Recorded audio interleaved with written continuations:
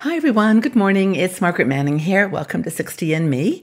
Hope that you're doing good this morning, another day in your life, and I hope that you're feeling well. Hope that you've started the day with a positive attitude and you're looking forward to doing something really great for yourself today, something special. But I'm here with you as always. I'm having my cup of tea. I've got my Indian Tulsi green tea. I found this in a little shop, and I really like Tulsi is holy basil, which is a type of plant that grows in India. It's very well known as a tea mixed in with all kinds of things, but this one's with green tea. So that's what I've got in my little cup this morning, my blue cup. But I do hope that you've got a cup of tea or coffee because I want you to just sit down for a minute and just relax. You can multitask if you like, but I want to just chat with you about something that is important to me and something I've put a lot of attention to the last couple of months, and hope that it helps to inspire you as well. Not in a sort of a depressing way, but in a way that is positive and uplifting. Now, the topic I want to talk to today is about creating your legacy story. Your story of your life, leaving something behind that other people can read and understand more about who you are, what was important to you, or what is important to you right now, and maybe as a conversation starter just right now. And I mean, I certainly in my own life, I wish that I'd asked my mom more questions than I did. She did die quite young, and I didn't really have it wasn't the desire. It was just I was only, I think, 19, and I didn't really think about it. But I wish now I'd asked her some questions, really simple things like, what's your favorite color? What, what was your family story? Because we were separated from, she was separated from her family when she moved to Canada with us as children. So anyway, I digress. But the point here is that, don't you wish sometimes that you had more information about those people that were precious to you? So I think it's kind of cool to think about writing your legacy story, but doing it in a way that is positive.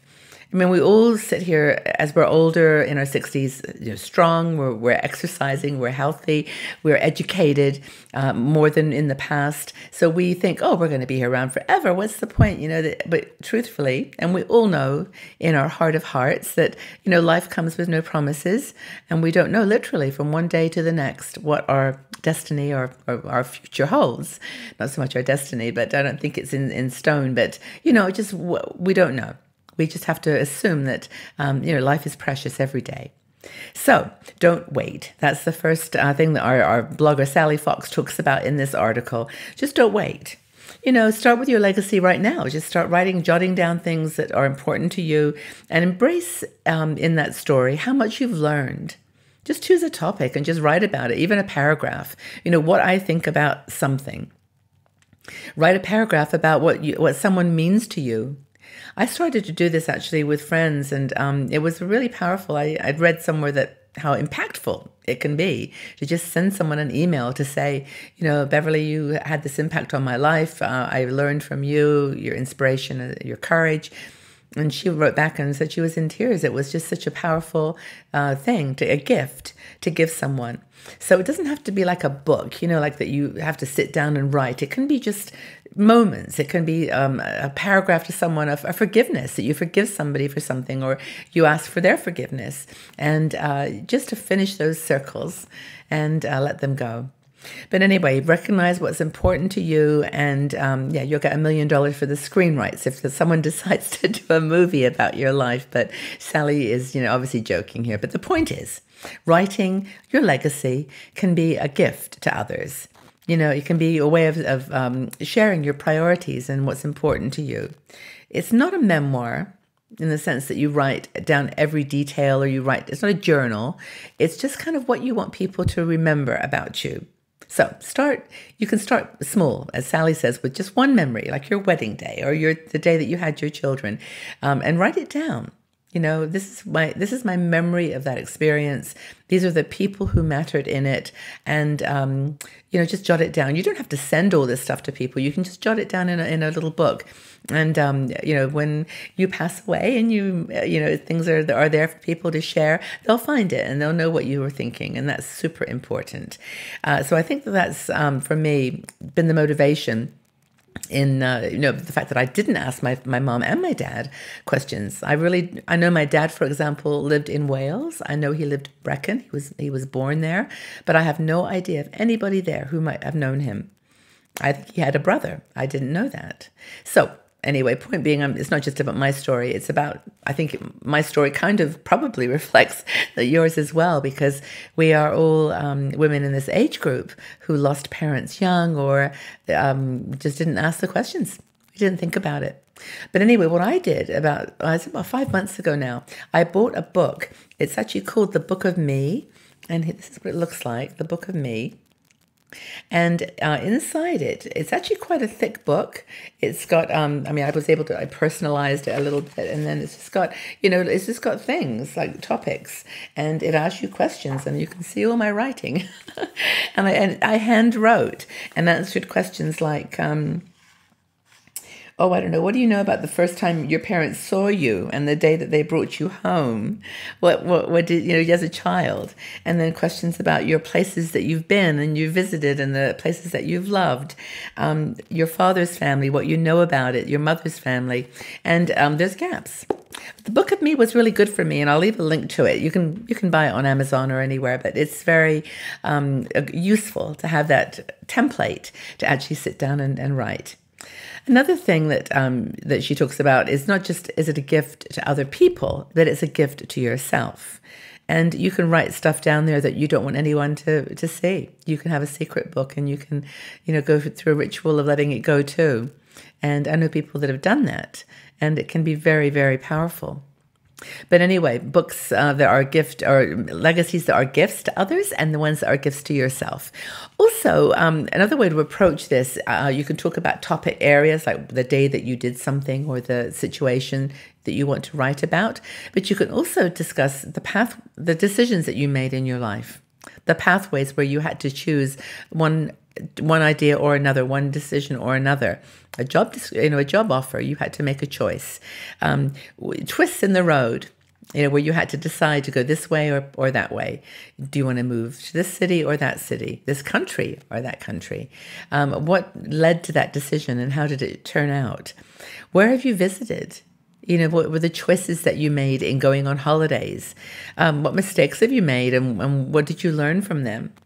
These are all really important, and Sally actually raises a very interesting model to think about, which is really introduced by someone called Joseph Campbell. Joseph Campbell was a philosopher who wrote a book called The Hero with 1,000 Faces, and it's a book about mythology and how common themes, run through different cultures in their mythologies. And he talks about the hero's journey. And the hero is you, and the journey is your life. And he talks about how this myth of the journey appears in every culture. And even if it's not in a mythology, it's in the way people talk and write about their lives. And there's elements in the journey. So there's obviously you, the hero, and there are the places that you go and the people that you meet. And there's always an antagonist, someone who's, like an opposing force.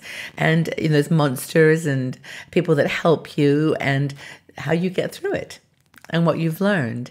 And of course, you can do these journeys hundreds of times in your life, but often you can look at your life as one journey, and what is that hero's journey?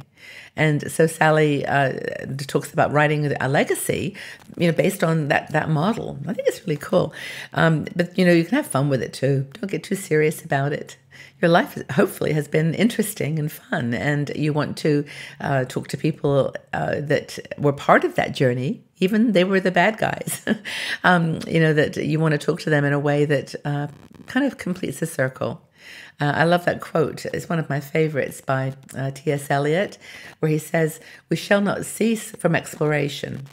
And at the end of our exploring, we find ourselves back where we started, but know the place for the first time."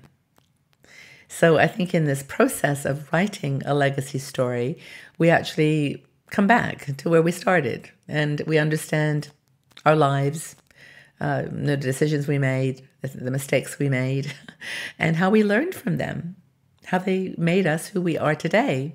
So I think that's really kind of cool, and it reveals the fundamental you. So read the story by Sally. She gives some really good ideas, and I think she has an ebook that also is called Looking Back, Moving Forward, A Guide to Crafting Your Legacy Story. And you can, I think it's a free ebook that you can sign up for on her website, Sally Fox. So I hope that's been fun or a useful conversation. I'd love to know what you think. Has it been fun for you? What do you think about writing your legacy story?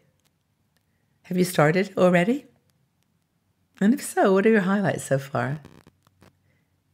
And if you haven't started, I guess the question is, what's stopping you? But anyway, I do hope that you enjoyed this conversation, and maybe you're inspired to go out and buy a book of me, or actually just write a journal about your life and share it with those people that matter. Anyway, thank you again for being here. Please check out our website, 60andme.com, and tell friends about 60andme. And I look forward to reading your comments about writing your own legacy. And we'll talk again soon. Have a very good day, everybody. Bye-bye for now.